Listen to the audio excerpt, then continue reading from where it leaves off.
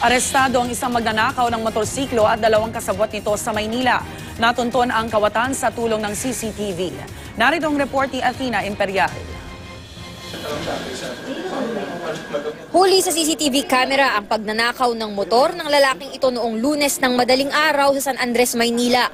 Dahil sa videong ito, nakilala at natunton ng mga otoridad ang suspect sa pagnanakaw. Kitang-kita kasi sa video ang tato ng suspect sa kanyang kanang braso. Ang nakalagay pa man din sa tato, "What would Jesus do?" Dahil nahuli ka, hindi na nakuhang itanggi ng suspect na si Wilmer Opelenya ang ginawang krimen. Ikaw talaga yung nandun sa CCTV? Doon lang po sa puting Mia. Ha? Ano yon? Doon po sa Mia. Saan mo ginagamit yung pera? Magastos po araw-araw. Paano? Gastos Wala araw-araw? kang trabaho? Di ba po eh. Natuntun din ng anti-carnapping unit ng Manila Police District ang 2 pa umanong kasabwat ni Opelenya sa pagbebenta ng mga nakaw na motor. Kinilala silang sina Louie Banglay at Rafi Camilion.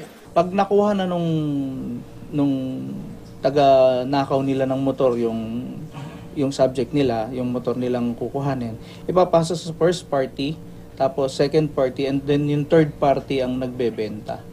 Kung hindi raw ibinebenta ng buo ang mga motorsiklo, pinagkakakitaan ng mga suspect ang chinap-chap na bahagi ng mga nakaw na motorsiklo. Na-recover sa mga suspect ang 3 motorsiklo. Isa sa mga ito, kulang-kulang na ang mga bahagi. Inaalam pa ng mga otoridad kung may iba pang kasabwat ang 3 arestadong suspect.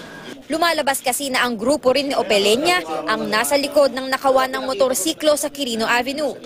Babala ng mga pulis sa mga nagpaparada ng motorsiklo. Isang paalala dun sa ating mga nagmumotorsiklo, pag i-park nila yung kanilang mga motorsiklo, ibilin man nila dun sa mga guard na kung saan dun sila nagpark. And maglagay sila ng additional security like yung mga lock dun sa disc brake.